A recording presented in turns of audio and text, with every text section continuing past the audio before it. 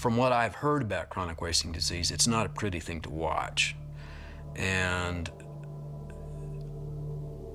I have to believe that tourism would suffer a lot if people driving by on the highway past the elk refuge saw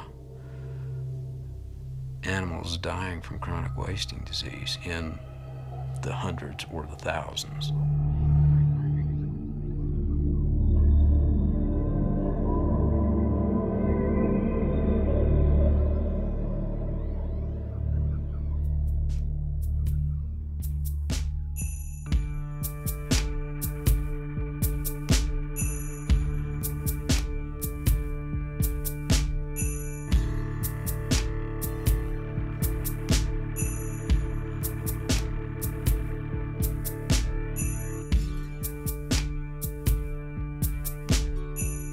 The state of Wyoming did a survey here several years ago. They would ask people what they knew about Wyoming. The number one thing they knew was Yellowstone Park. The number two thing they knew was the Jackson Hole elk herd. It's famous worldwide. And it's famous worldwide because we have a lot, and we have a lot because we have the feed grounds.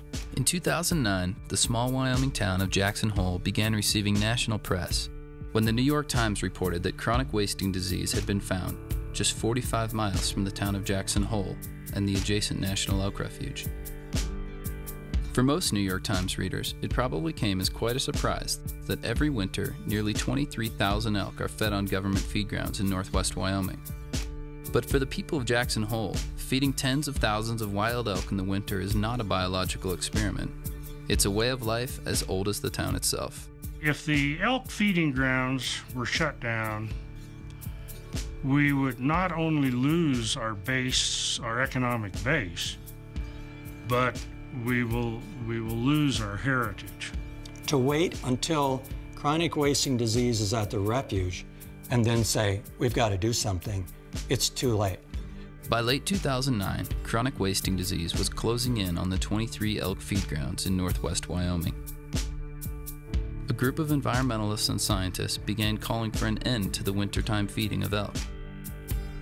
Scientific studies showed that chronic wasting disease, with no cure and no treatment, would kill tens of thousands of elk if it arrived on the feed grounds. However, many people in the ranching, hunting, and tourism businesses wanted the feeding to continue. They believed that ending the feeding could deal a fatal blow to the local economy. With so much at stake, it is clear why many people believe that the fate of the Jackson elk herd is the fate of Jackson Hole itself.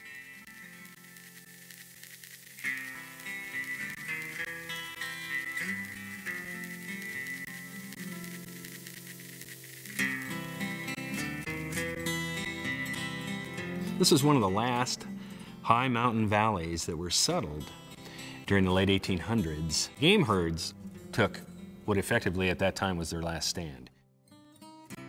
They had been wiped out during the settlement of North America.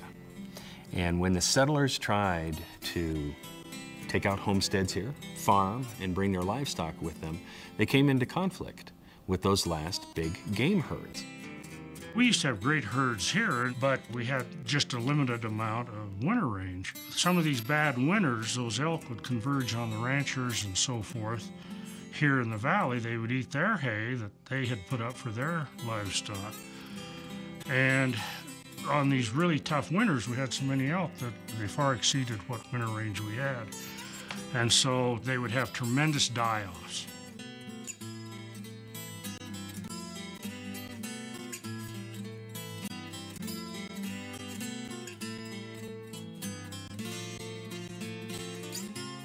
But they weren't wiped out.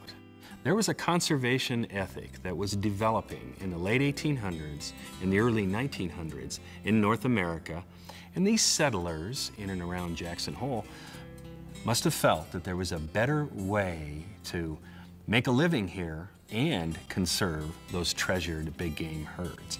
And that's where the feeding, the artificial winter feeding of the big game animals, well, the elk, in Jackson Hole began.